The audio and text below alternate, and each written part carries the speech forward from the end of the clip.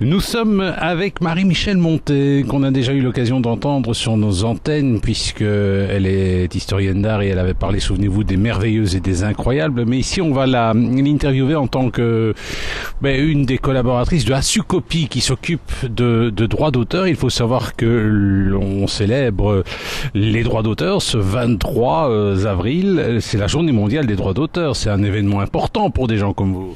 Oui, c'est important parce que c'est aussi montrer que le droit d'auteur a des aspects positifs puisqu'il défend la culture, le livre, les éditeurs et les auteurs. Et alors le droit d'auteur, c'est une vieille tradition ? Mais pas si ancienne que ça finalement. C'est beau marché, non ? Je veux dire, le storytelling, l'histoire qui tourne autour du droit d'auteur en France, effectivement, beau marché à la fin du XVIIIe siècle, mais la tradition remonte au XVIIIe siècle en France, mais déjà au XVIIe siècle en Angleterre.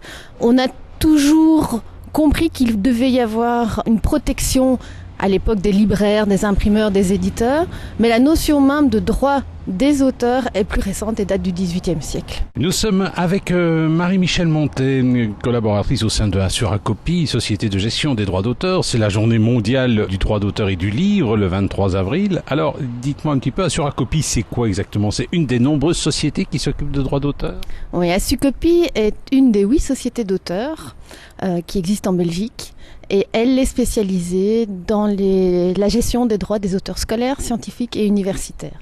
Donc chaque société a sa particularité. On connaît par exemple la SABAM pour les auteurs du monde sonore et audiovisuel. On connaît la SAJ pour les auteurs journalistes et par exemple aussi la SOFAM pour les photographes. Asucopie gère les droits des auteurs du monde éducatif et scientifique. Et alors donc c'est bien ciblé Asucopie. Un romancier par exemple n'a pas sa place chez vous ? Un romancier peut évidemment s'inscrire à Asucopie puisque la loi sur le droit d'auteur dit qu'une société ne peut pas dire non lors de l'inscription d'un auteur. Mais nous, la grande partie, la majorité, 90% de nos auteurs ne font que du scolaire, du scientifique. Mais nous avons évidemment des illustrateurs, des photographes, des romanciers, des poètes. On a un répertoire très large. Nous sommes avec Marie-Michèle Montet, collaboratrice au sein d'Asucopie, avec elle on parle du droit d'auteur. Vous savez, le 23 avril, c'est la journée mondiale du livre et du droit d'auteur. Alors de manière générale, droit d'auteur, comment il se porte ? Est-ce qu'il est respecté, ce droit ? Ça, c'est une grande question de ce début du XXIe siècle, puisqu'on critique beaucoup le droit d'auteur en raison notamment des évolutions technologiques. On est dans un monde où on a l'habitude d'avoir tout de suite gratuitement et on ne se rend pas compte toujours que pour créer un livre, pour écrire un livre, vous êtes bien placé aussi pour le savoir, pour écrire un livre, ça prend du temps et on ne respecte pas toujours le résultat final. On dit un auteur, il écrit pour la gloire, parce qu'il a envie d'être connu, parce qu'il a envie d'être reconnu et on ne lui reconnaît pas le droit d'avoir une exploitation économique de son œuvre. Alors avec les nouveaux moyens technologiques, les auteurs sont un peu volés, non ? C'est un peu l'idée qu'on a actuellement du droit d'auteur. Je pense qu'il faut être plus positif que ça et se dire que le droit d'auteur, évidemment, il évolue au fil du temps. Évidemment, la première convention internationale, c'était la Convention de Berne en 1886. Il a fallu attendre 1994 pour que le droit d'auteur évolue par rapport aux nouvelles technologies. À cause des photocopies. On disait, normalement, pour le droit d'auteur, on doit demander l'autorisation avant d'utiliser une œuvre. Mais avec les photocopies, c'était impossible de placer quelqu'un pour surveiller chaque copie. Et donc le droit d'auteur a évolué et a permis des copies sous certaines conditions. Et le terme de vol, maintenant, on peut surtout l'utiliser quand on va plus loin que la copie de courts extraits. Ça, on peut dire qu'il y a un vol qui est...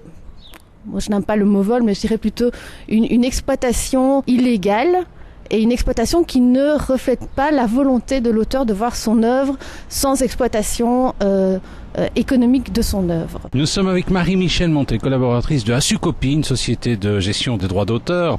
Alors évidemment, pour un auteur, il y a comme on le disait, la photocopie qui est parfois exploitée commercialement, mais alors il y a aussi les relations avec l'éditeur. Comment ça se passe ? En règle générale, ça se passe bien. Je dois dire, il y a encore cette tradition de dire un auteur est fidèle à son éditeur, l'éditeur essaye de respecter les volontés de l'auteur quand il publie un livre. Malheureusement, actuellement, les groupes éditoriaux en Belgique sont devenus de grands groupes éditoriaux qui ne sont plus toujours gérés à partir de la Belgique. Et donc les éditeurs ont des impératifs qui viennent au-dessus d'eux. On leur dit vous devez faire tel chiffre d'affaires, vous devez avoir tel type de création qui rentre dans telle typologie, etc. Et donc l'auteur se sent souvent plus un esclave pour l'éditeur, mais je pense qu'il y a un respect mutuel qui est là quand même.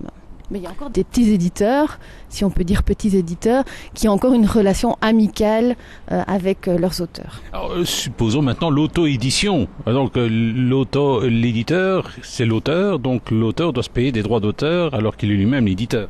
Oui, ça c'est un peu l'évolution des nouvelles technologies, notamment d'Internet. Moi, je préfère le terme autopublication à auto-édition parce que le terme d'éditeur est vraiment particulier avec une exploitation, avec une promotion, avec une institution économique à l'arrière. Tandis que l'autopublication, c'est un auteur qui dit voilà, moi, soit je ne trouve pas d'éditeur, soit j'ai envie de gérer moi-même mon œuvre et je diffuse, je communique mon œuvre par mes propres moyens. Et effectivement, il peut signer un contrat d'édition, de cession de droits d'auteur avec lui-même, avec sa fonction d'auto-publier. Et là, alors, on a une relation un peu ambivalente de auteur-éditeur. Nous étions ici à Binche, près de la place communale, avec Marie-Michel Montet, qui est originaire d'ailleurs de la région du Centre, et on parle avec elle du droit d'auteur. C'est la journée mondiale du droit d'auteur le 23 avril. Alors, le droit d'auteur, l'avenir, comment le voyez-vous? Vous, en tant que collaboratrice d'Asucopie. Mais je pense que l'année 2015 va être une année très importante pour le droit d'auteur, puisque la Commission européenne est en train de revoir la directive, dite directive InfoSoc, qui date de 2001, pour déterminer les nouveaux usages et le droit d'auteur. Il va y avoir une évolution, pas toujours, je pense, dans le sens de la protection du droit des auteurs. Et il y a un peu une généralité de vouloir utiliser, de vouloir dire les œuvres doivent circuler coûte que coûte, même si l'auteur ne le désire pas. Et je pense qu'on va aller vers un système entre le copyright et le droit d'auteur, un peu comme ce qui s'est passé au Canada ces dernières années, où on dit qu'il y a certains usages de partage qui vont être tolérés, alors que pour le moment ce n'est pas le cas. Le droit d'auteur comme ça, quand il y a un livre qui se vend, il y a une relation entre l'auteur et l'éditeur. L'auteur lui dit, voilà, j'ai 15%, l'éditeur est d'accord, 15%. Mais alors, les droits d'auteur, c'est ce qui vient en supplément ou c'est ce qui fait partie de ce pourcentage? Alors, le droit d'auteur, on dit qu'un revenu de droit d'auteur, c'est un revenu qui est lié à la cession ou à la concession d'un droit d'auteur. Donc une cession, c'est quand on dit, par exemple, à un éditeur, je vous cède tous mes droits de communication, de reproduction pour exploiter l'œuvre. Et une concession de droit d'auteur, c'est comme par exemple la relation qu'il existe entre les auteurs et Asucopie. Ce sont les auteurs qui disent à une société de gestion, gérez en mon nom mes droits d'auteur, mais je garde le droit d'auteur. Et le revenu de droit d'auteur, ça ne peut être que ça. Donc par exemple, si un auteur est dans une grande maison d'édition, il écrit des manuels scolaires, et l'éditeur lui demande de relire d'autres manuels scolaires, la rémunération qu'il va percevoir pour cette relecture ne peut être du droit d'auteur parce qu'il n'y a pas cession. Alors c'est un salaire. Oula, alors si on veut plus de renseignements, on va sur le site, vous avez un site internet. Hein? Oui, bien sûr, oui, le site internet d'Asucopie, www.asucopie.be. Et puis vous n'hésitez pas à nous contacter, on répond volontiers à toutes vos questions.